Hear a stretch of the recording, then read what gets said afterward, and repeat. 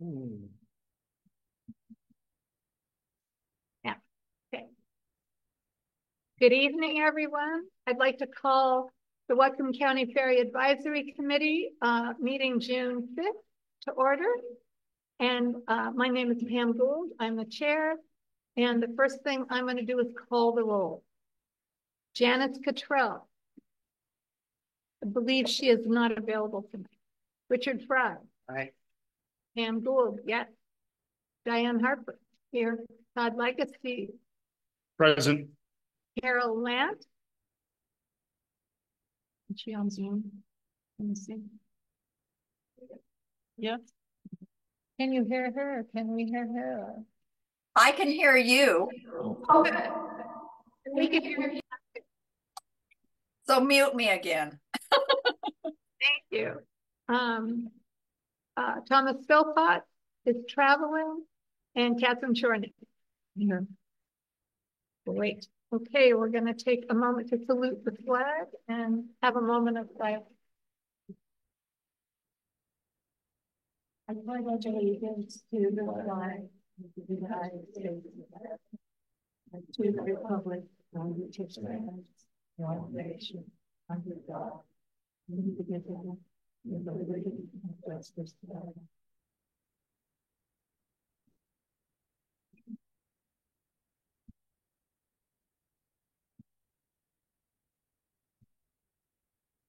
Well, good evening. I'd like to welcome all the members of the committee here and on Zoom.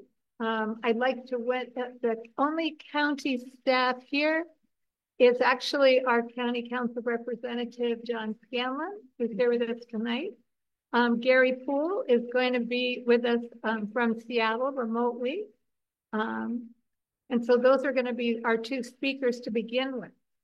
So the first order of business is, does anyone have any changes to the agenda for tonight? I have an item about the Whatcom County Ferry Advisory Committee terms. Can we add that item in after we have the discussion about moving the meeting? Yes, great. I will add it there. Thank you. Otherwise, we can accept the agenda as written, unless there are other comments. Okay, everyone received the minutes from May 1st, 2024. Are there any adjustments to the minutes or changes? Hearing none, I assume we would hear from Carol if she had anything to say on Zoom. Thumbs up. Okay, so the minutes will stand as written. Thank you. All right, so tonight, this has been a busy couple of weeks for the county. There's been some very thought-provoking and surprising news in various county council meetings. And so I think the first thing we're going to do is we're going to have Gary Poole, our senior master. He's going to sign in from Seattle, and he is going to talk to us a little bit about what's happening with the chief and dry dock. And then after that, John Scanlon is going to address some of the current county issues. So Gary. Hi, Pam. Can you hear me? We can hear you. Sweet. Okay. We can see you too. You can see me in the lovely house I'm having to stay in here in Seattle. I'll give you a panoramic of my bedroom real quick. There you go. Well, that's my thank bedroom. you. I know it's not fun. So a little update. You guys would like a little update about what's going on at Dry Dock? This has been a long one, and I apologize for the length, but the amount of work we've had to accomplish this year has been dramatic. Things are going ahead as planned. We seem to be right on schedule. We did our steel work on the bottom of the hull, as we said earlier, and it went well. The Coast Guard was very pleased with the work that Lake Union has done so far. on that. We have the main engine. The number one main engine has been changed. It's back in place, and they're, as of right now, as we speak, they have a second shift welding the steel back over the engine room where the engine was lifted out of. The decks have been sandblasted and painted, and we're moving ahead. Everything is going well. The Coast Guard was very pleased with their inspection of the whole hull and everything. So, yeah, it's just moving it forward. I think like always does. I think we have some photos that you sent that we can show on the big screen here, and you'll be able to see. Oh, you didn't? Oh, I take it back. I'm sorry that did not happen. You might be able to share him, but I don't know if he knows how to do that. That was yeah. I don't have any photos to share on my computer right now. Oh, okay, got you. That's okay. So, but everything seems to be going along as you expected. Yep. So the steel work they have left to do, we have an inspection on the Coast Guard on Friday. We get that checked off. We're planning to go back into the water, have the chief go back in the water on Tuesday. That's the 11th, I believe. And once it's back in the water, things will start coming together fairly quickly. We still have a couple of small minor issues, but they're just minor things that will not affect the overall performance. So as of right now, cross your fingers for the Friday inspection with the Coast Guard for that steel that we're welding back in place. If that all goes well, then we will be well on our way. Great. Do you do your sea trials in Lake Union, or do you have to take it out on the Sound? We'll do our sea trials in Lake Union, Lake Washington, because going through the locks can sometimes be very time consuming. Oh, got you. Like they came down, they made really good time when they brought the ferry down from Lummi Island, but they had to wait at the locks for an hour and a half before they could come through the locks. Oh, got you. Okay. Well, great. We're looking forward to seeing you. Yeah, I'm looking forward to getting this project done and getting home. 4 weeks is a long time. I know. I wish I had a couple of videos to show you of when they were grinding the decks. We had 3 deck grinders going all at the same time. You could not, myself and the welders and the ship guy were writing on the deck of the dry dock to communicate. We couldn't talk to each other.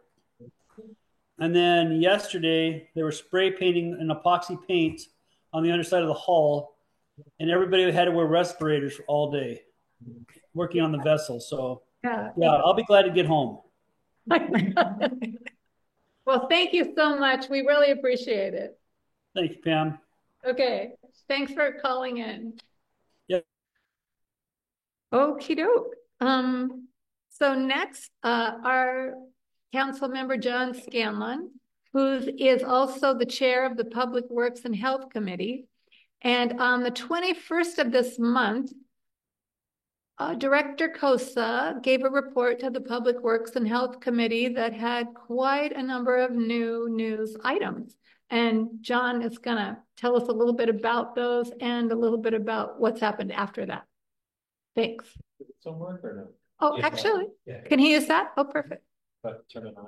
Yeah. No, I'll use the switch. At the very bottom. It'll turn red. Does that work? Yeah. Okay. I was just curious online. Do we know, are council members Ellen Boss or Donovan with us? I was just curious on the participants. Or they can speak up if they're there. I know Ben joined us remotely last night. We had a council meeting last night, and Ben was driving to Kansas to sell some bulls. So he joined us. I think he started out, he was near Baker City, Oregon. By the end of the evening, he was in Salt Lake City. So hi, everyone. I'm John Scanlon, at-large member of County Council. I'm actually one of our alternates. Yes, for the committee. I think Ben is the main rep and Todd and I are the alternates. So I try to come as often as I can. I think this is my 3rd or 4th visit in person. I join remotely when I can't come. And today was my first day coming over during dry dock. I've never come during dry dock, so I got a chance to take the boat, see what it's like. And as Diane told me, she was hoping it was going to be a bad day. So I got to see a little bit of your life, but it was a nice day. So we got that. I actually spent the earlier part of my day doing a ride along with one of our sheriff's deputies, which was just a great way for me to learn more about their operations. And that's something I've been spending a lot of time doing, is sitting down and seeing the day-to-day work of the people who work for our county and support our community. So I think on one of the trips over here, when Elizabeth was here, I got to go up top in the Whatcom Chief and see what the view was like from up there. And she invited me. This is now a month or two ago. The Public Works Department had an all-hands meeting. They did it at Bloedel Donovan Park in Bellingham. I just got to meet a lot more staff and learn more about their day-to-day operations. So that's how I've been spending a lot of my time, is doing a lot of learning. I think we're going to help with the fan. The meeting that we had that Pam mentioned a few weeks ago in my committee, we learned a few updates. And there was one update there in particular for this group that I'm sure you all have heard, was the latest estimate on the cost of the new ferry of being $80 million or more. That was a shock to all of us on council. I had not heard those numbers before, and there was reaction from some council members. And I think one of the reactions that you may have heard was some folks talking about, well, should we go to passenger only in the future? That was not me. That were some other council members who said that. I know what that would do to this community because that's not how you plan your lives. I also had I've had a few conversations with Elizabeth Cosa about that. And for her, from her perspective, she's not planning. She told me to tell you all, she is not planning in that direction. She is fully planning on keeping a car ferry for a number of reasons, those lifestyle reasons being some of them, but also as the department that maintains roads on this island that are county roads, she needs a vehicle ferry to be able to maintain roads on the island. So there are so many reasons why it continues to make sense to have a car or vehicle ferry. So I just wanted to say that from my perspective. Other council members may have other perspectives on that front. I'm one of 7. So I think that's why it makes sense. When you have issues that come up that are where you need to communicate with council, I always suggest to people to communicate with all of us. So we have that council at email. It's council@whatcomcounty.us.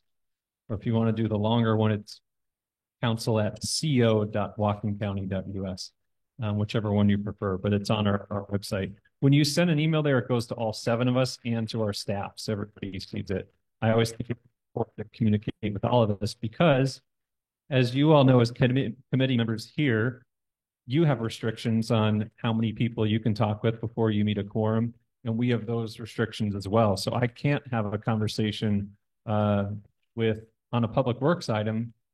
I can't talk with my fellow council members or with my fellow committee members. So I can't talk with Councilmember Stremler or Councilmember Galloway without having it being an open public meeting. So that's why when we meet, I always try to bring up other things that are going on because that's my way of getting feedback from my fellow council members. So when things come up, I always encourage folks to write to all of us, then we all see it. The other thing I want to address is, as we look at options for financing, I know we're going to get a report from KPFF, the consultants on different options potentially for the ferry, what costs might be able to be reduced. And so I was talking with Director Cosa today, and we'll get that report at our council meeting on July 9th. I don't know if that's going to be in my committee or committee of the whole. I'll work that out with Councilmember Buchanan as far as what's best. But that's when we'll get that latest update on financing. And it'll be Director Cosa delivering that work. I don't know if KPFF is going to come, but I'll check in with Director Cosa to see if they'll be joining that meeting as well. So that'll be the next update on financing. And we'll make sure we post the link to that meeting on on Brown Betty. So if people want to follow and see what they say, it'll be easy because those committee meetings all have a Zoom link. Mm-hmm. And then the other thing I'm interested in doing and working with you all, working with the committee, working with Public Works, is in the longer run, looking at other options for us as a county. What can we do? Director Cosa has put together a whole list of potential things that we could look at, from potentially joining up with some of the other counties that have ferries, to join up with them to ask for some changes in state law so that we could potentially get some funding that normally goes to counties that have passenger ferries, to see if we can get a change in state law so we can get some more support from the state for our ferries. So that might be partnering with Pierce, partnering with Skagit, partnering with Wakaika. And then the other options that were on that list included a county-wide ferry district, a new tax district to spread out the costs and support across the county. There's a whole host of things we could potentially look at that could provide longer-term financing for the ferry. And some of those things we would need help on, right? We would need help from the state legislature. So we would need to build support for something like that. If it was a tax district, you'd need all the voters of Whatcom County to vote for that. So a lot of this stuff, we would need support from others to make sure we have better longer-term financing for the ferry. But that's something I'm committed to doing. Pierce County had a great model. I think Diane was one of the first folks to share that with me, that Pierce County did a whole study of potential financing options for their county ferry system. I think it's a great model that we could follow. And I think that would be good work for this committee, for Public Works and Council to work on together. And we did do a study like that in 2011. Yeah, in 2011. And amazingly, and it was a lengthy list, like maybe 30. There was, I think, 87 recommendations for how costs could be reduced. And it's amazingly still very current. I mean, it's all the same thing. So it'd be worth look. I mean, if you want, we can send you a copy of that if you'd like to see it. But thank you. I'm trying to think if I've seen that. I forget. I believe I sent it to all of the council members at some point, but that may have been before you came on to the council. It may be in everybody's mind more now. 87 different things, exactly. Right. It'd be worth looking at. Great. For sure. I think looking at that, right? How do we reduce costs? I know that Elizabeth is also, Public Works is also looking at what would be the impact, what's the financial impact of potentially changing levels of service. And that's a difficult conversation, but I think it is something worth looking into. So at least we know other council members have asked for those numbers. And then, I think that would be something for this committee to discuss, would be, what would that impact be? And I, understand fully that, reducing service at the end of the day, that could hurt certain workers who have longer shifts or different shifts than a 9 to 5. If you want to go out to a show at the Mount Baker Theater, that's going to be tough.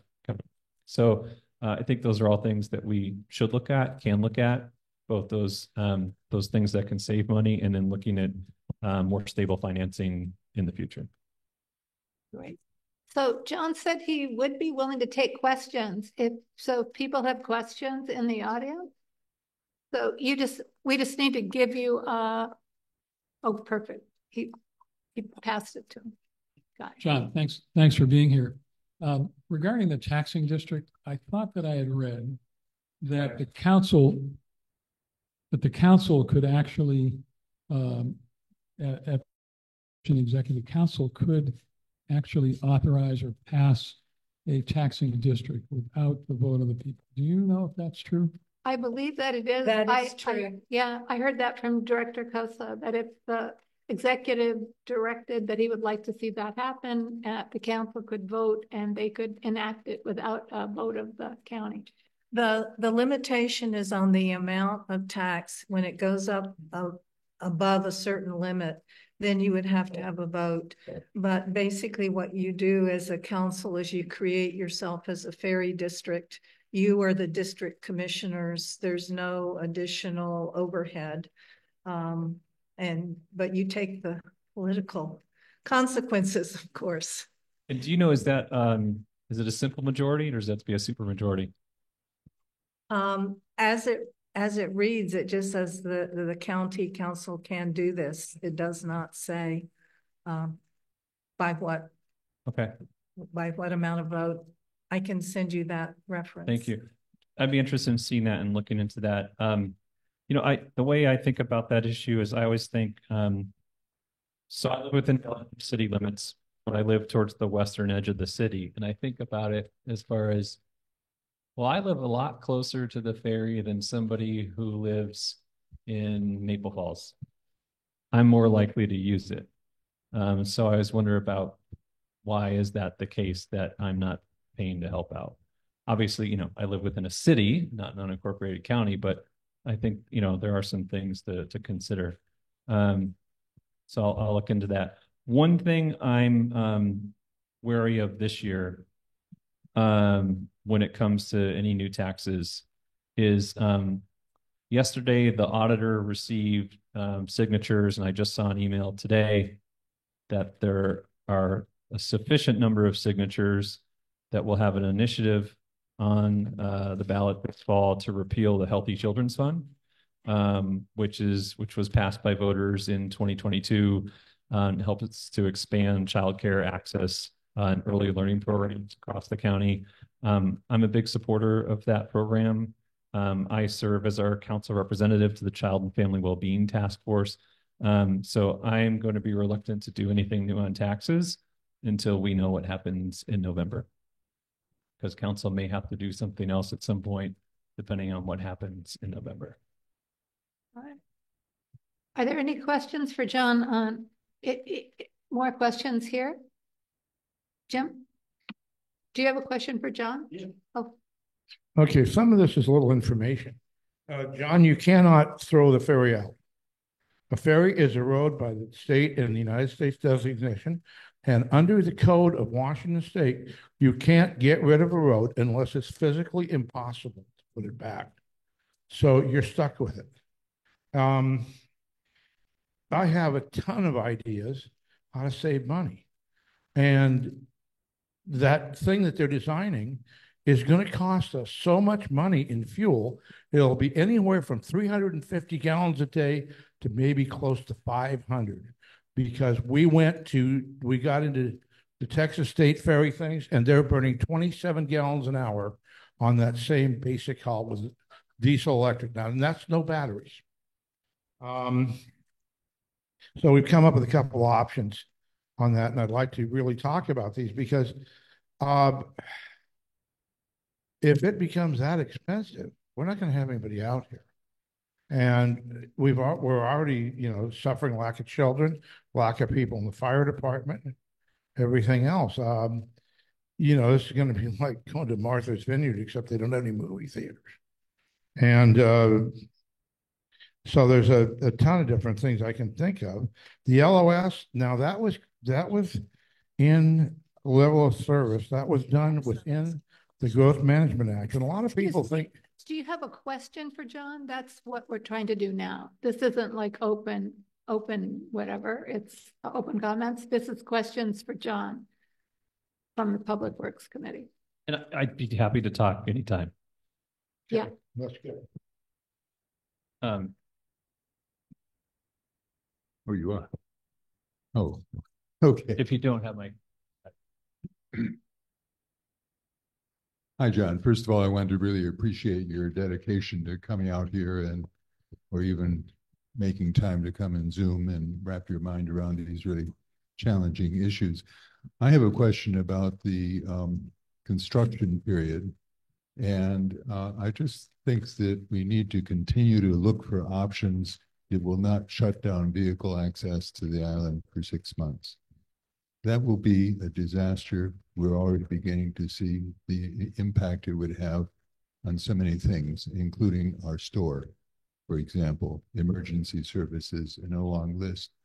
And to my knowledge, the county doesn't have any budget to help private contractors deliver propane by a landing ship or something like that. So if we could find ways of, for example, mitigating the eelgrass beds, which would, I know, involve a lot of regulatory issues, But I would say that in the end, the cost of doing all of that is going to be less than the fiscal and political and emotional cost of shutting down vehicle access. So I just want to raise this because it does require some leadership council to look into the issue of, is there a way to deal with the eelgrass beds so that the barges can do their work from the outside rather than in the slip, so that chief can keep going. So I guess that's a statement rather than question, other than, what do you think about that? Oh, nice one there at the end. I didn't make a question. Thank you, Charles. I did talk with Elizabeth about some of this today, and I know one option that's been proposed in the past. I think, Jim, you've proposed this, the Trek as an option. So I did talk with Elizabeth about that, and her response was, I think she said this before, that the last time that bids went out, the Trek didn't. And I know that's her take. I was not there for that. So what I talked with her about as well, could we put out another bid? So for that 6-month period, there could be another bid. And then that would be an option for us to potentially look at what are some of those options to bring in something else other than passenger ferry during that time.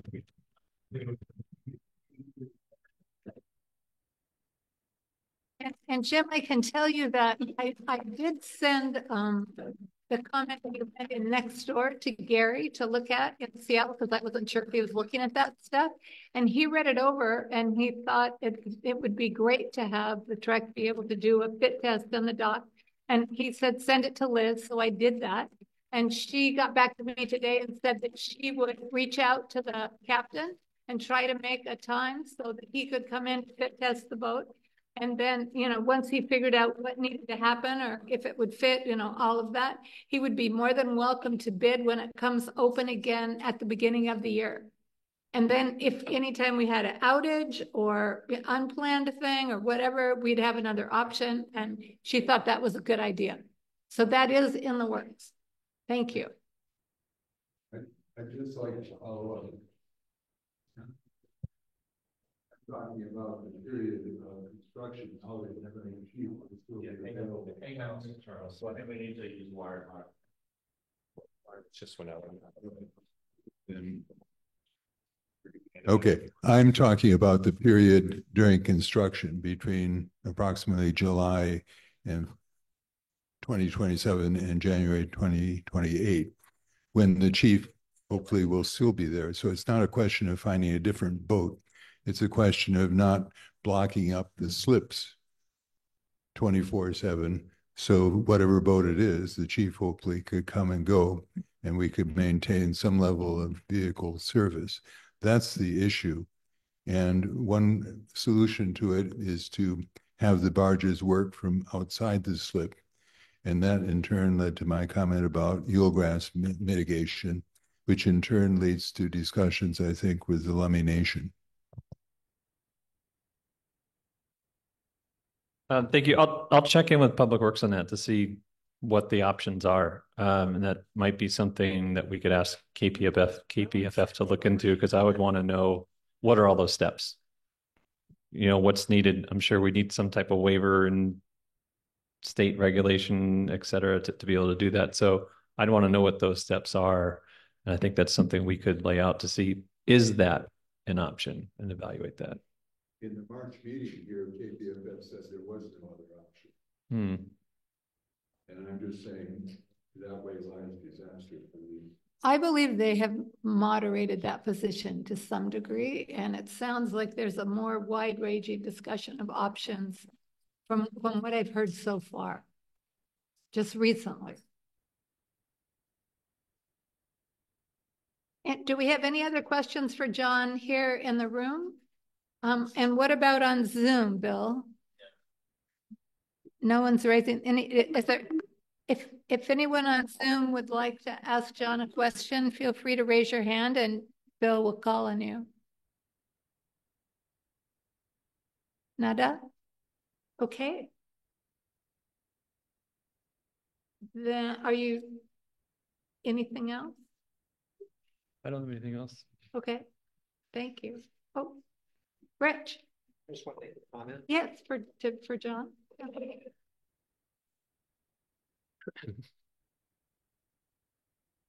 It's my understanding that the decision to go with the KPFF recommendation for this 34-car vessel passed by one vote in the then Life Act. Were you on it then, Charles? Okay. And did you have any inkling about eelgrass or those kinds of problems that you're going to run into? That's right. Okay. And how much was the vessel supposed to cost at that point? What was the amount? Well, we had the several different sizes, and my recollection is it was 10 or $15 million or something. Okay. And then the third question is, was there any discussion about an extended period of dry dock in order to install the infrastructure to make that? Okay. I don't think that came up until 2021 when there was exactly about the eelgrass and right. Yeah, that's what I thought. Okay. We didn't know about it. So the point that I'm trying to pick at for people to think about is that if the decision at that meeting had been made with the information that we have now, or if KPFF had done its due diligence with the assumptions about population, with the assumptions about what size vessel would be needed, about what is the point of having a 34-car vessel, that I believe the first thing they said at the meeting where they introduced it was that Public Works had somehow indicated that they wanted the largest vessel they could get that would not require a fourth crew member as a full-time engineer. They never looked at anything about, well, why is this? So why do we want the largest vessel?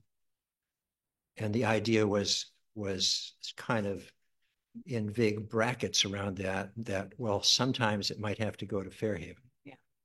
Well, have you all heard that? And the fact is, that's idiotic.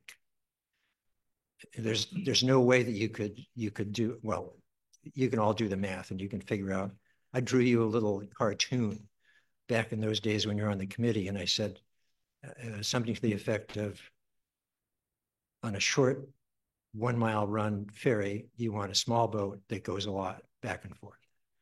On a longer run, you want a big boat that goes fewer trips, but carries a lot more cars, like the state ferry system. So personally, and this is, I'm not recommending anything, I'm just saying personally, I feel that this place where we find ourselves is largely due to a very incomplete study for what sort of ferry and ferry service the county needed all along, and that right at the moment, I'm certainly leaning strongly towards what Jim has been talking about for years, and that is, given that Gooseberry Point is pretty clearly going to be an endangered landing spot over the next 15 or 20 years, to buy a vessel for what, an infrastructure for what, 80 million? Anyway, so this large number. Again, okay. So whatever the number is, it does seem appropriate for someone out there to be thinking about the basic idea of, okay, we don't know what's going to happen with climate change. We don't know what's going to happen with population on this island. We don't know what's going to happen for demand for ferry service. By the way, the demographics of the island have already changed, not in the direction that would suggest that we should have a larger ferry, but in fact, in the direction that says we should have a smaller ferry. That's another subject. All that boils down to, I'm very, very skeptical that this vessel is ever going to do anything but. Well, I think it's safe to say that all options are really up in the air right now. Right, right. So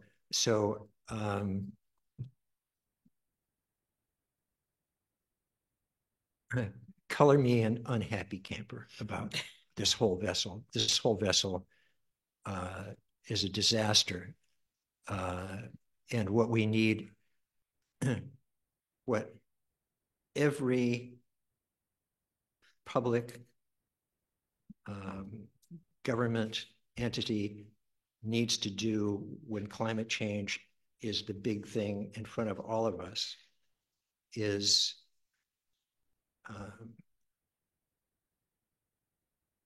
consider all the possibilities and do the thing which is we're kind of out of the game of doing the thing that's the best thing for everyone. Now it's a matter of what's the thing we can do that is the least bad under the most circumstances. Thank you. I think it's safe to say that many possibilities may be coming up in the next few months. Once we have a better idea of what's possible from KPFF, we can, the county will move forward. I know from talking to Roland and to Liz that the county is and KPFF and Gary in Seattle are looking at a whole host of options right now, so that they have the widest choices possible once it becomes clear what our options are. So are you, any other comments, John? Are you good? Okay.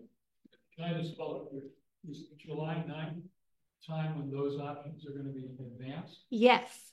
According, that's what John said, that Liz was going to make the, Liz or KPFF would make a report to the council. I don't know if it will be in the council of the whole, in the Public Works Committee, or in the whole council. We'll have to look at the agendas. But when we find out, we'll notify everybody on Nextdoor so they can see what it says. We'll be exploring the range of options, not just talking straight up with the 30-foot. No. We don't know.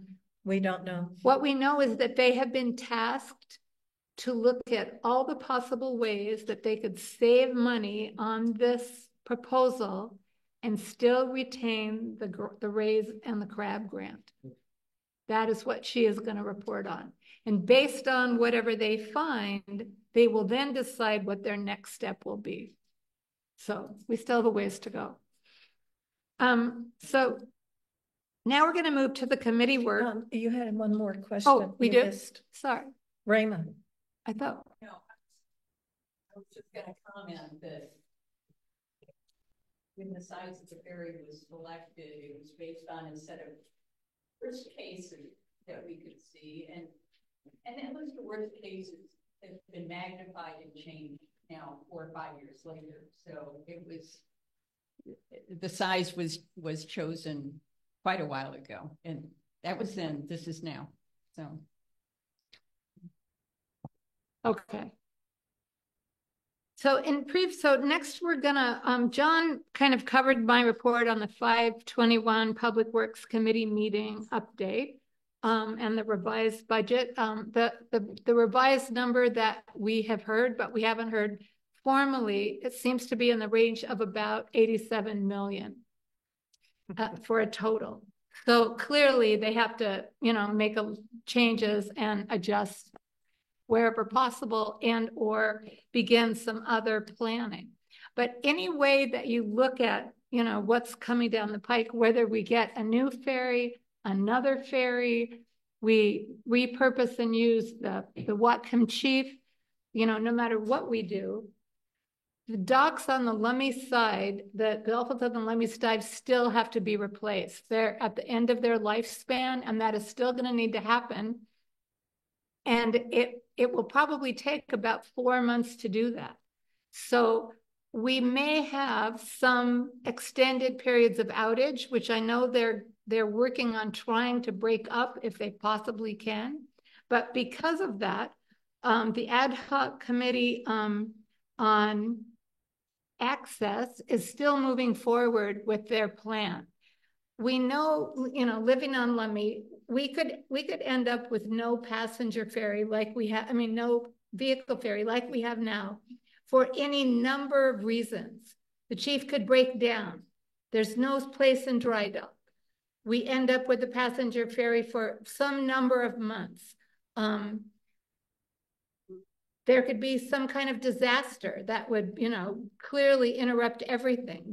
And we know that we're going to be looking at some outages for the dock replacement.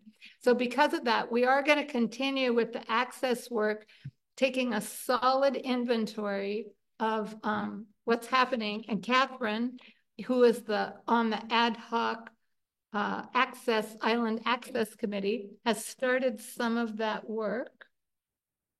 Do you not want to talk about it? Well, what we're doing is in collecting the information. Yeah. So what the committee is doing is just working with Leica to figure out the structure and what works best. And so at this point, we're trying to coordinate a way to capture the information and to document it and share it with Public Works and with the community in terms of you know, everything from, you know, we all know gasoline, propane, those kinds of things are way up at the top of the list, but there's a lot of other things that are, you know, going to be impacted. So we're trying to get the structure set up for that. Working with Public Works and Leica and us, and then we're going to be reaching out to and pulling in people that are the leaders of representatives of the different organizations and businesses on the island to talk to their people and really trying to make sure that everybody understands that this is happening, that we're going to be planning for this to be happening, a long-term outage. And it's a good exercise to go through, even if it doesn't happen, frankly. Which is one reason we're moving forward. So we're going to be at the Saturday. There'll be people at the Saturday market to talk to. You can approach to talk to. We're not quite there in terms of setting up a survey online. The technical pieces of that we're still working on. We might be sending out mailings to everybody that has property on the island or something of that sort, just to make sure that everyone is aware and thinking about this and hopefully participating.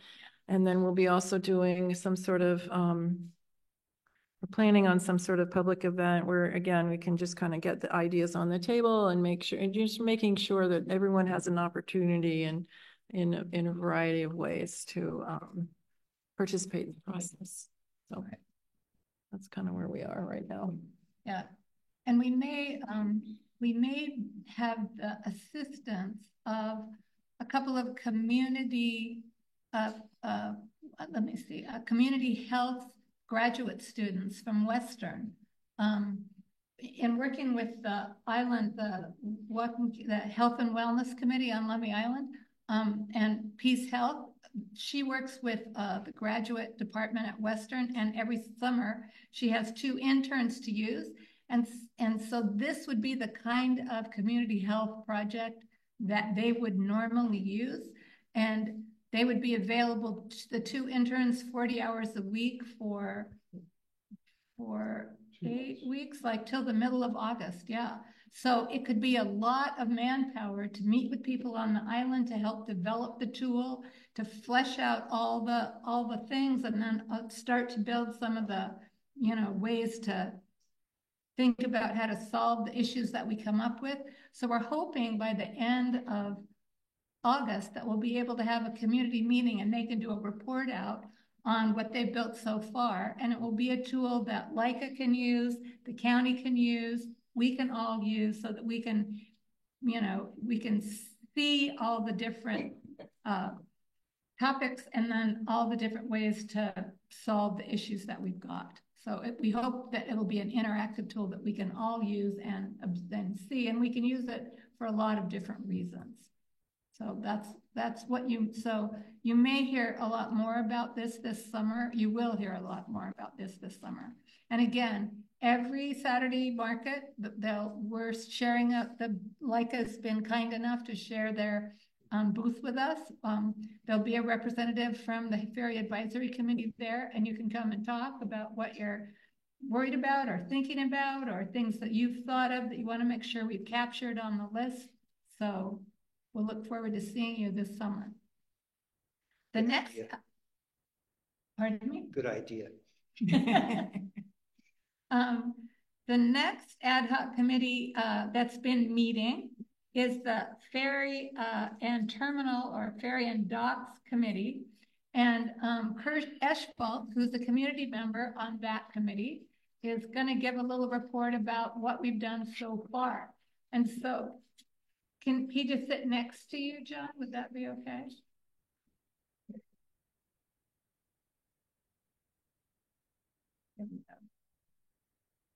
And this is Kurt Eschfalt. Good evening. Thank you, Kurt. You can move the microphone closer if you need to. Okay. The advisory committee asked the ad hoc committee. Okay. Yeah, you have a soft. Okay. The advisory committee asked the ad hoc committee to confirm the design of the ferry currently being used or being designed by the county. We met with Elizabeth Koza on the 20th, and these comments are a kind of a summary of what is being designed. And I'll just read them off. Tom is not here, so I'm speaking in his behalf. And Pam was in the meeting, Tom Philpott and I. And these comments by Elizabeth were brief because we only met for an hour. So I'll just kind of read off the main points. The 180-foot hull and deck house design remains the same as shown in the previous conceptual ferry drawings. So we're still talking about 180 feet, talking about 34-car ferry, same width, and so forth. That's fixed. A diesel-electric hybrid propulsion system is currently being designed. And that system, it will be designed to accept additional batteries at a later date for all electric propulsion, which means that there are a few batteries on board now that make it a hybrid vessel. So you call it a diesel electric hybrid, but for full electric, she is looking at a design that will have adequate capacity to simply add additional batteries for all electric. Until a PSE transmission upgrade can be completed that allows Lummi Island onshore charging, onboard diesel-driven engines will provide the propulsion power for the ferry. The interim propulsion will be diesel-driven generators. There is a small battery pack, but again, your main power still is a diesel system. Elizabeth feels at this point that the fuel consumption of this diesel electric hybrid ferry will be comparable to what the Whatcom Chief now burns. No. Okay, now, again, these are things that she has currently reviewed, and I am just repeating what she has said. The current design will include one conventional diesel engine that will provide emergency power and long-distance propulsion, for example, if it has to go to yard. This differs, obviously, from the original drawings that were given to the island that were conceptual drawings. Whatcom County Public Works is aware of potential ferry design concerns that have been raised in a lawsuit between Miller Bay Boat and Elliott Bay Design. The reason that is important, and Elizabeth knows about it, is that there were structural, vibration, and trim issues, among other things, that are currently being litigated. And that's an Elliott Bay lawsuit. We touched briefly on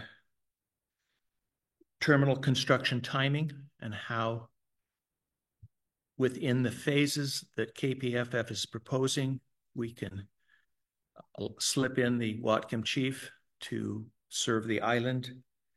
And we made Director Koza aware of a construction technique on the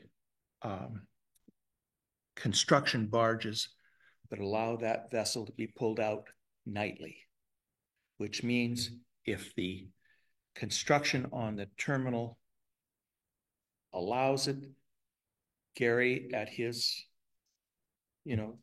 approval, could slip the vessel in on the weekend if it's a 6-day construction period, or even after the crew stops their 12-hour period, maybe even if it's an essential delivery, they could even slip it in overnight.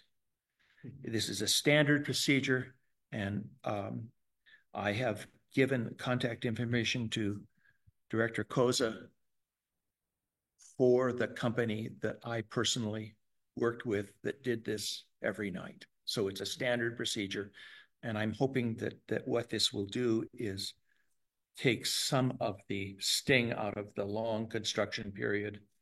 So we did that.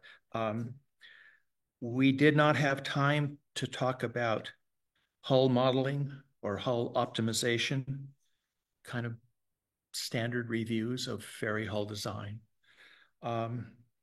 We did not have a chance to talk about Gooseberry onshore charging right now. There seems to be the absolute assumption that Gooseberry would not work.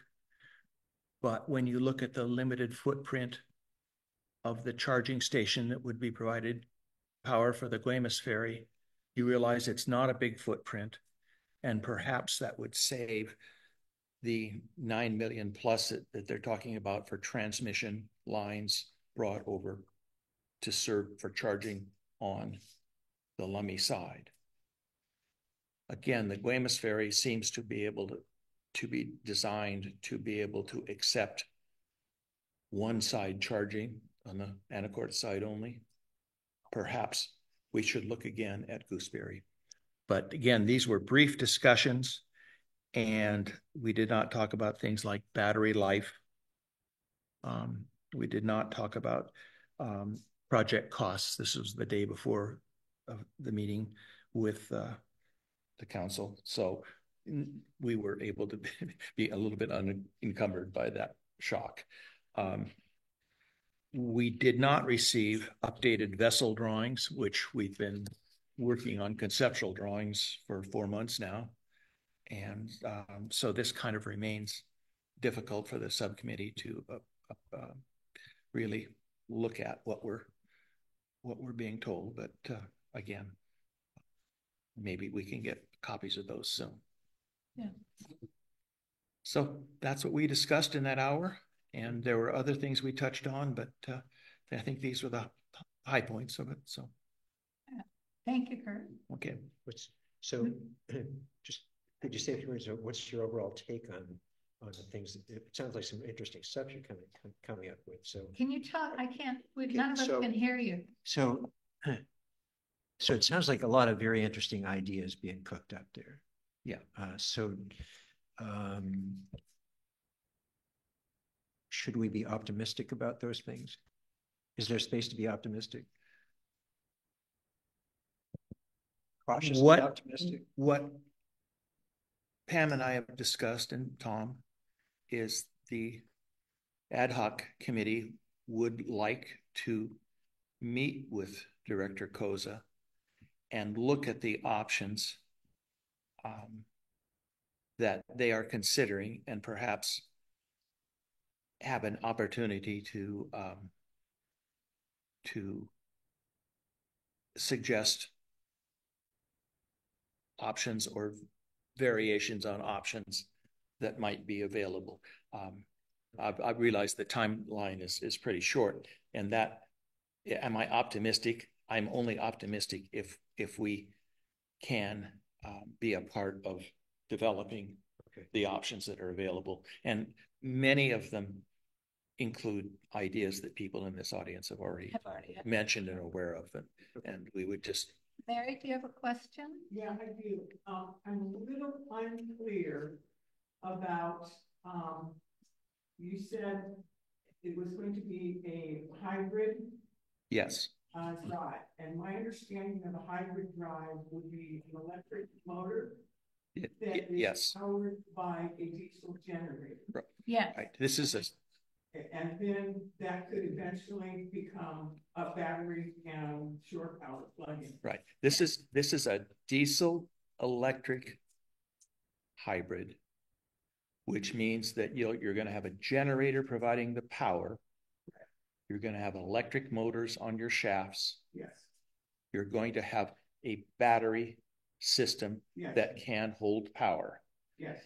What Director Koza is hoping to do is get, for example, her battery rooms, her fire systems, all the components necessary, including the controls and all of the integration that's required to simply put in more batteries in her bank. Now, that obviously because we have only received this $87 million estimate, we do not know what the breakdown is of the vessel cost yet. And once we get the details, then we can understand a little bit more what she's facing, problems she's facing. My question is, so you said a diesel hybrid, that's my understanding. Right, the batteries make it hybrid, yeah. Yep. But then you said we'll have a diesel engine as well. Yes. Yes. And so are we saying a diesel generator? No, it's a standard. In my notes, I say it's a standard marine inline diesel driven engine as a backup. The backup engine, like if you're taking it to Seattle. Right. Or for emergency. The generator's on board, and you have the fuel for the generator. You can go all over the place. Or maybe it's only, maybe I could be wrong. Maybe the backup is just there. If the system breaks down, there's a backup. She said that there was, she did say, remember Kurt, she talked about redundancy. Right. She said there was a high level of redundancy on the boat. Right. So that you would never be without power, no matter what happened. Right. Her concern is that if there is an electrical failure in the diesel electric side, that you still could get your vessel back to dock, you could get your vessel to the yard at the moment without charging. She feels that getting it, for example, to Seattle would be very difficult. You would have to tow it because you couldn't generate enough onboard power for that length of run. So, well, I am simply saying what she's saying. I happen to agree with her that I like the redundancy to have a traditional marine engine as a backup. I think that's prudent. If you had to make a long run to Bellingham for some reason, for example, you would have the power. And a lot of boats have a go-home engine. You know, there's a big, and that's basically what that is. That's what you've got if the rest of the system. But let's not spend tonight. Let's not spend tonight too much talking about this. This is just what the design is, and it is probably subject to change. We have not seen what KPFF, we have not seen what Elliott Bay. We're only working on conceptual drawings. We have drawings that go back to 2020. So we don't let's wait until we get some drawings, wait till we get some more confirmation. I'm just saying, I'm trying to say what she says the design looks like. And I'm not right or wrong. I'm just, that's all I'm saying. Rayma? Rayma? I would just encourage for your next steps to be to reach out to Weymouth, to be very clear about what, reach out to Weymouth to be clear about what they were required to add to their all-electric boat before it was approved by the design was approved by the Coast Guard. Yeah. Yeah. Okay, thank you, Kurt. Okay. Jesse? Yeah. Sorry. Okay. All right. So Pam, just wondering, Kurt, is there any way that they can make the boat generator and then retrofit it for a battery for later on? And we're still okay? And save costs at the same time? No, I didn't. Be more specific about what you're asking, would you please? Like, is there any way that they can make the new ferry with diesel engines, but retrofit it for batteries for later? So yes, that is certainly an option. You could make a platform that has the engine space designed to accept electrical components for an all-electric ferry. You could put in a conventional marine drive engine on either end, and you would be off and running. It would be much less costly. Whether that would meet the raise grant and the crowd, grant concerns, I don't know. But it would certainly be one option to consider, that you had a platform that was designed to accept electrical components later. Yes. Okay, Diane? I'd just like to add to that. If you don't, in the initial go, afford the integration systems, then when you come back to it in 10 years or 30 years, the cost will be extraordinarily large to try and retrofit. So I think there is some purpose, and I've seen floating around ideas of like buying a used vessel. And I think what we should be concerned about is not just the immediate costs, but the life cycle costs. Okay.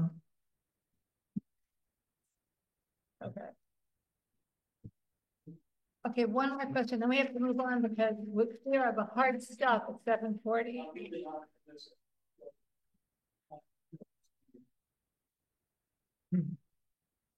And this is relevant, I think, about the boat as well. But one of the things, I looked in on the Public Works and Health Committee meeting, at which time the sticker shock was mentioned. But in that same meeting, before the sticker shock, and after you already knew that there were extreme cost increases for the jail, Director Koza reported that there were two other very significant cost issues that Public Works was facing. And I think we want to know these things, and it was reported there, but I think we need to know these things so that we can put what we talk about in context. Would you please report to us those two big things? One had to do with the shops and the other with burial grounds. Thank you, Bob. And the item you mentioned in the jail was a projection from another council member, but I think a likely projection, just the idea that I think it was Councilmember Donovan, who said, if we're seeing this with the ferry, we're likely going to see this with the jail. I agree. I mean, it's inflation, right? We know, we all see it. So I think it's just something for us to be aware of. So the other two items you mentioned that we heard from Public Works. So one, there was an issue in Point Roberts with a Public Works crew that was out, and they got into some remains. So in those items were moved off site. So there's all kinds of mitigation that has to occur. So Public Works is in conversations with Lummi Nation on that. And there's going to have to be all kinds of mitigation on that. And that's going to cost money. So that's one thing. And then the other item was at Northwest and Smith at the county, the maintenance shop there for Public Works. There are some older tanks, gas tanks there that have some leakage. So there's some mitigation going on there as well. So these are unexpected costs for the county that Public Works gave us a heads up on. I was not aware of these things until they came up in the committee. And I think it just goes to show that with any major project, right, we got to make sure that we have good folks who have good project management experience, and that we have good oversight from the public, from council, making sure that we're scrutinizing every single dollar of spending, so that we can keep costs down for all of us as taxpayers. I just wanted it to be known that Public Works has other unexpected big ticket items. Yeah.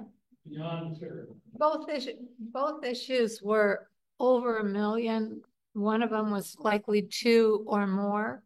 The EPA abatement that's going to be required at the central shop is significant. There's runoff issues, catchment issues, treatment issues. It's going to be a big job, and it's unclear how much will happen.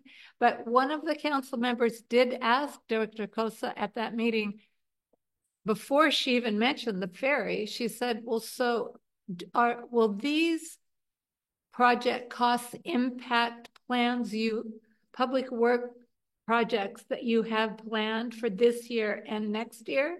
And she said, absolutely.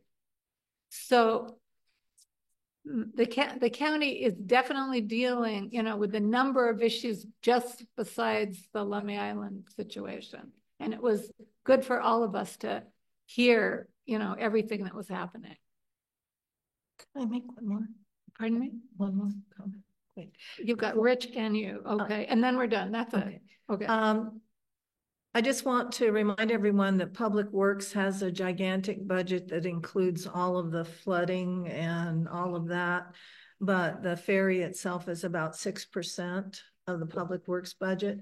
But the unincorporated area road fund, which is what supports the ferry, gets about, I can't quite remember if it's $23 million or $26 million a year.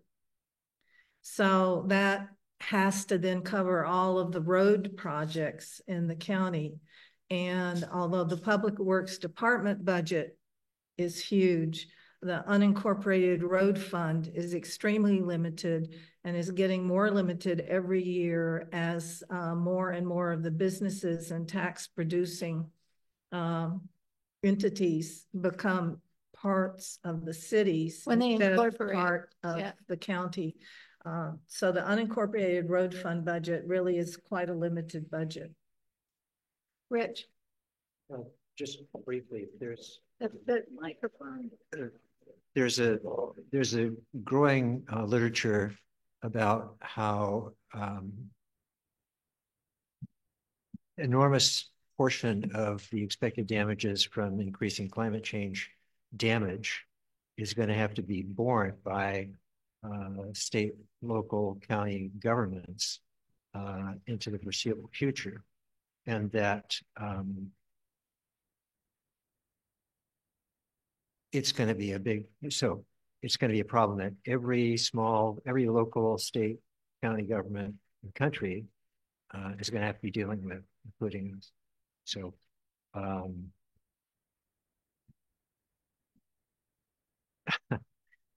there's going to be a lot of damage and hustling to figure out how the heck to deal with it.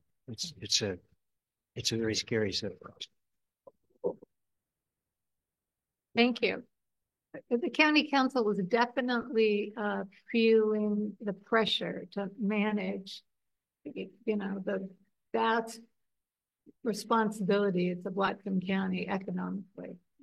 It's a big job, and we really appreciate the work you're doing because it is not easy to be thrown, constantly all these different things out of left field, that weren't even considered, it's just a constant adjustment. And we appreciate the work you're doing.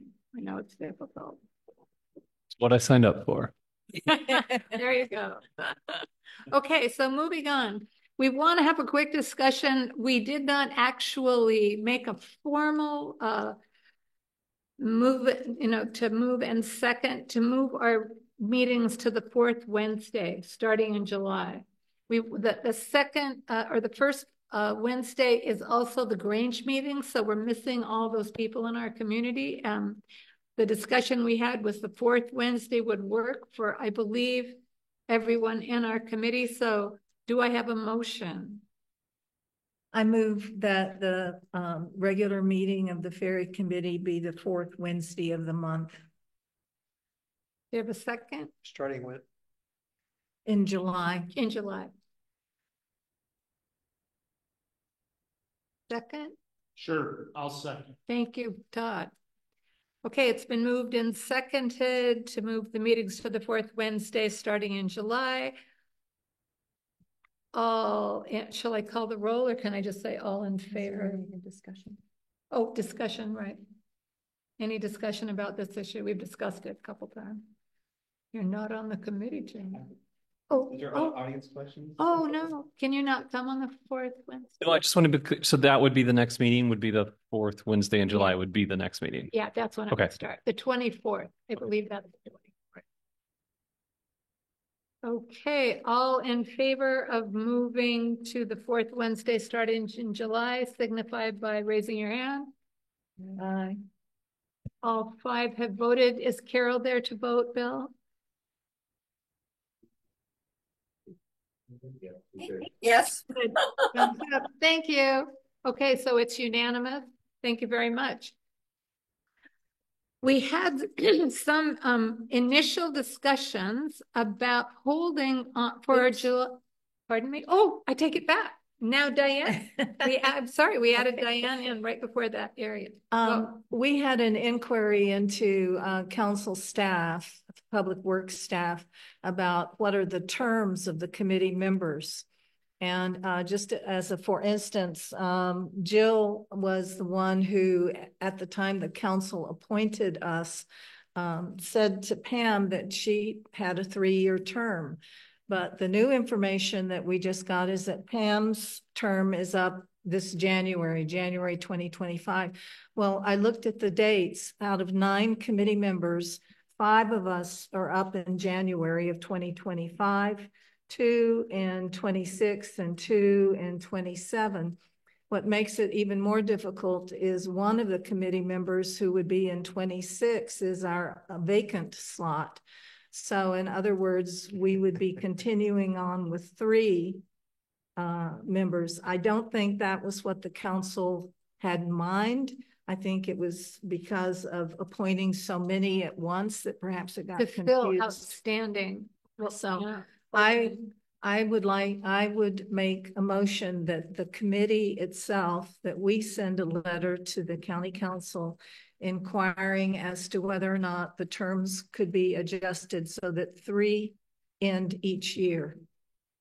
And that is a motion for us to do that formally if someone wants to second it. So Diane has made a motion that the committees send a note to the county council asking them to adjust the terms so that there would be 3 expiring each year, so that there would always be at least 6 tenured members on the committee to keep the work moving forward. Is there a second to that motion? So I'll second the motion so we can keep talking about it. Pardon me? I'll second it so we can keep talking about it. Okay. So So what comes up for me is that thank you. Thanks. So what comes up for me is that the issue here is not so much about whether it's 3 at a time or something else, but that we do want some kind of gradual turnover so that there's always some experience, a fair amount of experience on the committee. That's the goal, right? Yeah. So I'm okay with the number you suggest. And we'd see what anyone else thinks, but also we have a council member here at hand. And so I think it's as effective just to say, this looks like a problem and we think you guys ought to look at it. But sure, I'm good with it. John? I have a question. So the way it's currently written, are there term limits? Yes, traditionally in the former Life Act and now with this committee, the council established 3-year terms, and the former committee had 7 members, so that it was 2, 2, and 3 as far as, you know, the sequence of when your term was up. But right now it's 5 and 2 and 2, and so every 3rd year 5 would expire. And are there limits on how many terms you can serve? You can only serve 2 terms in a row. It has to have at least a year break before you can come back. The exception of that is if someone is appointed to fill an unexpired term, then they still could get 2 full terms after that. Okay, thank you. I see the issue. And I know, Diane, because you're so good at this. If you have suggested language, There you go. that then makes it easier on me to bring something up. Okay. I'm going to ask you that. If it would help that we sent a letter, yes, we would be happy to do that. And with specific suggested language would be helpful. Got it. So this would end up being a code change, right? No, there's nothing in code. It's just the issue is just when the council appointed members, they didn't specify when the term ended. So unless it was filling an unexpired term, they're all now, for whatever reason, I think it was just a mistake. The problem was that some people were already expiring, and then many of us filled unexpired terms, so that all of that added up to 5 at one time. Okay, I recall we made a similar change with another advisory committee where there was a similar issue, and I recall the way we did it. So you're already in touch with Jill Nixon on this? Yes, we ended up we no longer relate directly to Jill. We went through Mandy. We went through Mandy, who reached out to Jill, and she gave her the dates. Okay. And that's when we figured out we were going to lose 5 people in January, and that's probably not ideal. And so we can send you some language to fix that. And bring Mandy in on that, because yeah, Mandy might have another way of us potentially being able to fix it, to do this in an easy way. But I recall we did this at a recent meeting, and it was a pretty easy fix. Everybody agreed. Okay, I'll go back and look. Thank you. Okay. So can we vote? Yes. So we have a motion, and it's been seconded by Rich to send a letter to the council with language about how to adjust the 5 open positions that will happen in January 2025. All in favor signify by saying aye or putting your hand up. Aye. And Carol, so that passed unanimously. Thank you very much, everyone. So at this point, open session is happening, although everyone seems to have had a fair amount of good. Oh, well, yes. Let me just grab it.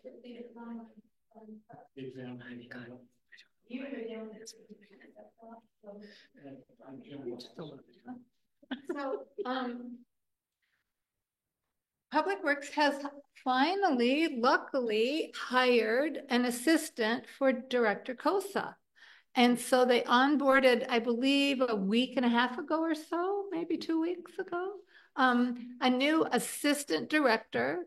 Her name is Laura Froelich, and she will have lots of different duties, but she is going to be in charge of the ferry system. Liz will still be handling a lot about the new boat and that kind of stuff because that's her expertise. But Laura will be handling the administrative part of the ferry system. She will be Gary's new boss. And so we were thinking that it might be a good idea to meet her, since she would have a lot to say about what's happening. So you can look for what is coming up, but we were thinking that we might have a little open house or reception on July 29th. And invite Laura to come out, excuse me, July 24th, and invite Laura to come out, but we have not checked with her yet, so we'll see. But that may be part of what happens on the 24th.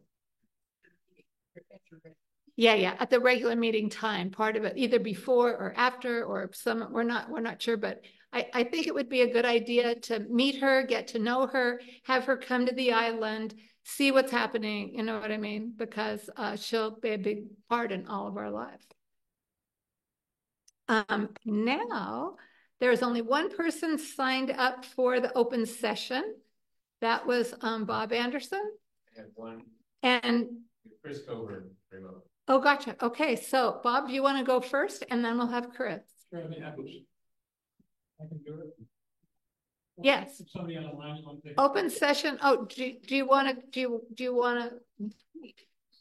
You're the only one who signed up on the sign-up sheet, and okay.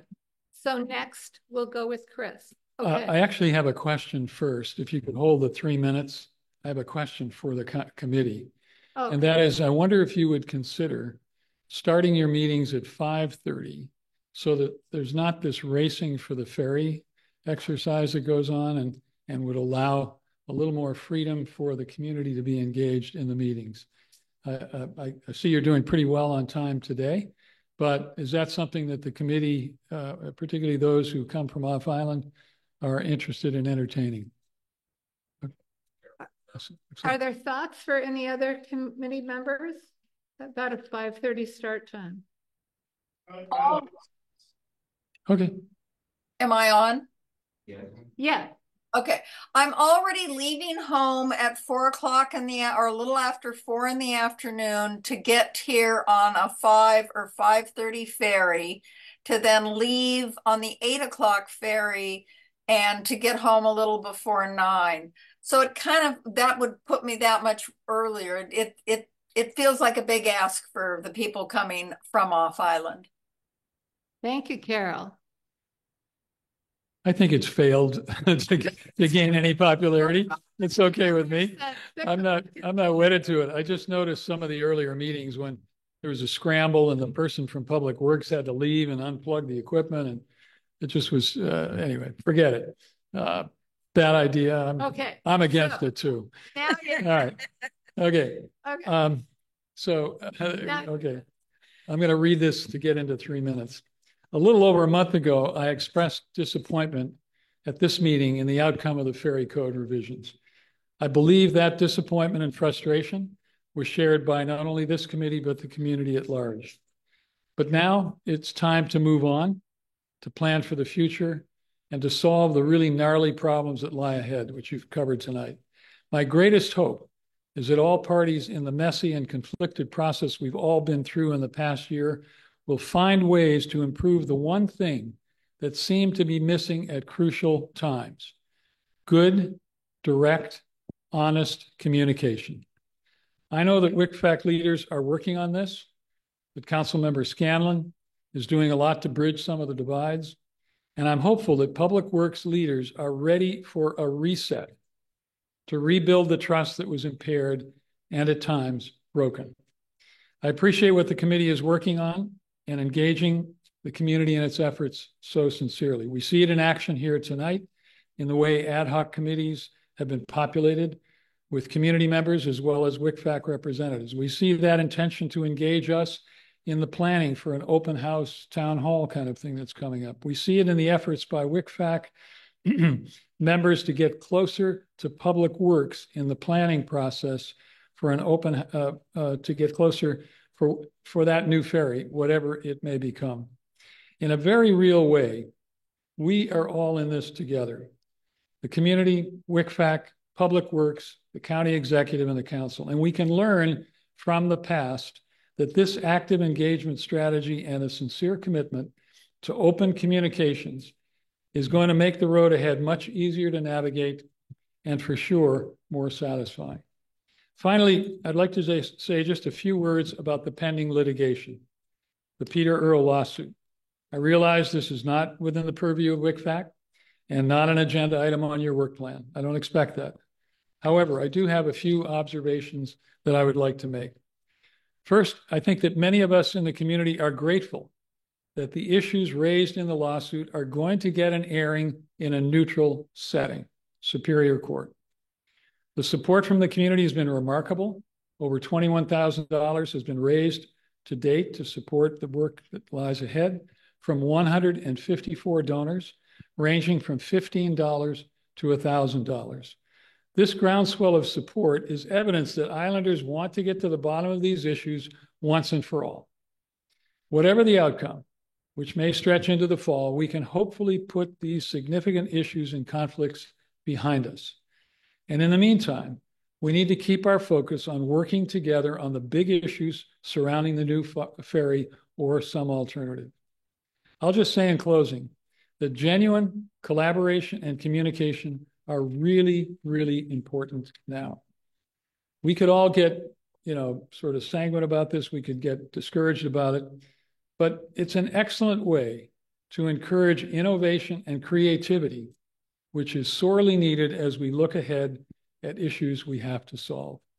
Kurt, your comments tonight are evidence of the community making a contribution to new ideas. So I just hope that the spirit of what I have to say here is something that we can all embrace. Thank you. Thank you. Jim Dickinson and then Chris Coburn. Okay. Okay, Jim, you got 3 minutes, so I'm going to turn my thing. Okay. Oh, Jim is going to get the microphone. Okay, now, Okay, I'll start. I spent a long time at the Vehicle Research Institute in Western, and I still have 2 professors that are friends of mine, and I ran all this stuff by them. Right now, the Whatcom Chief burns 142 gallons a day average if you stick to the runs. If you were to buy the old State Ferry Hi-U, and it would burn 139. If you were to go with a good, solid diesel boat between 150 and 155. Now, this is with a good hull. The Texas State Ferries, they have one that burns 18 gallons an hour. It's a diesel boat. Now, this shows you how inefficient that hull is because it burns 342 gallons a day. They have one that has a diesel engine and it'll only diesel electric, and it burns. And are you ready for this? 464 gallons a day. Every one of those gallons a day, every one of those gallons is going to put out the same amount of pollution. So you can see what we're looking at here. So, in the hybrid boat that we're talking about, on there, as I can think, is between 360 and 450. And that doesn't get you anywhere. And that doesn't also count the non-point pollution of cogeneration plants and everything else that they're having to put up. And plus, electricity is not going to be free. Okay, so what I want to say here is I would like to, I'm looking at this design, and in 2008, we had what we call the egg beater design. Can we stop them spending any more money on this design? Just stop it. Because what it looks like is we're going to end up with a giant turkey if we do it. The hull's inefficient. They've put every bell and whistle in the world on it. The engines are actually too small. You're going to wear them out about every year and a half. I know that. We need much bigger engines to keep that thing going. And if you want to put one engine on, you're going to be looking at about 1,500 horsepower, maybe 2,000 to keep that thing going. You lose about 35 to 40% in the charging of discharging batteries. And then you get another bunch, probably about 10% in the motors. Okay, this is just a cost of opportunity. The old Crate Hi-U is in great condition. It's available for $1.8 million. And it will burn, like I said, 139 gallons a day, taken from the state ferry logs. Thank you, Jim. That's great. Your 3 minutes is up, and I can tell you that Gary did tell me while they were down there, they were going to be looking at everything, including the Hayou. So there are many different things on the table right now. So thank you for your comments. Moving ahead, I believe we have one person in the field. Bill, is that right? Chris Coburn? Yeah, Chris will unmute. Thank you.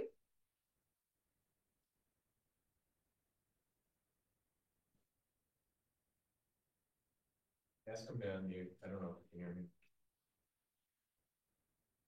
Pardon me? Can you hear me? Unmute. Oh, Unmute. You I just did it on my screen.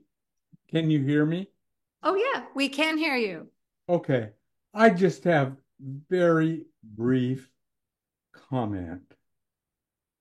This is really nice community discussion. I have a main comment that's directed at Councilmember Scanlon. And that is, so there's a legal process against the county. And there's also a GoFundMe fundraising effort on the island to support Peter Earle's effort to take the county to court. My question, especially directed to Mr. Scanlon, is he willing to trust that advisory committee members, one or more, may contribute to that campaign? To me, that seems like a serious conflict of interest. And I think it's something that the county needs to look at. And that's all, really. I believe one or more of the advisory committee members have contributed money to that GoFundMe campaign. That seems like really a bad thing. Very much a conflict of interest, and it's not good for islanders. That's all. I'm done. Thank you, Chris. Do you have any comment? You don't have to. But... I know what my conflict of interest rules are as a council member. I don't know what yours are as an advisory committee. But I think that's something where if someone in the community has those concerns, the proper place to send those concerns would be the county prosecutor's office. And you could get some advice as to whether that is a conflict of interest. And the chair could potentially, Pam, if you were interested, you could ask that question, because it would be the prosecutor's office. The civil division is the one that could give advice on the conflict of interest question. I'm curious, could you contribute to a lawsuit against the county? You said you know your own conflict of interest. I'm pretty sure I could. I mean, there's nothing that prevents me from donating to anything. The question is more, is it smart for me to do so? And do I want to do so, right? So the only conflicts of interest for me would be things like if I was voting on a contract that was for a family member, my wife has a local business, right? If the county was contracting with my wife's business, I would have to recuse myself from that. But generally with donations, there is not that issue. I mean, we can all give political donations. We can all give donations to nonprofits, GoFundMe. So, I mean, it's more around voting, how your personal interest, your voting would be right affected by your personal interest. And that may be, so for example, when I have asked, so county council, there's a lawyer in the civil division of the prosecutor's office who advises the council as council and individually as council members. I did have an issue coming up. It was a few weeks back. I had, there was what was it? It was an advisory committee. My cousin's father-in-law was the person up for an advisory committee. And I asked, because I didn't know. I was like, well, what's the definition of family? And he's like, I think that's pretty far removed. You know, if it was your spouse, your brother, your child, your cousin's father-in-law.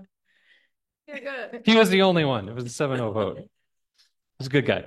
Okay. So there's stuff like that. But I think if there is a question that does come up, it would be the civil division that would have the best advice. Okay, that's great. Okay. Thank you very much, everyone. We're going to call this meeting to a close so we have time to get our off-island members back to the walk-on ferry. Thank you very much for coming, and we'll see you next month on the 4th Wednesday.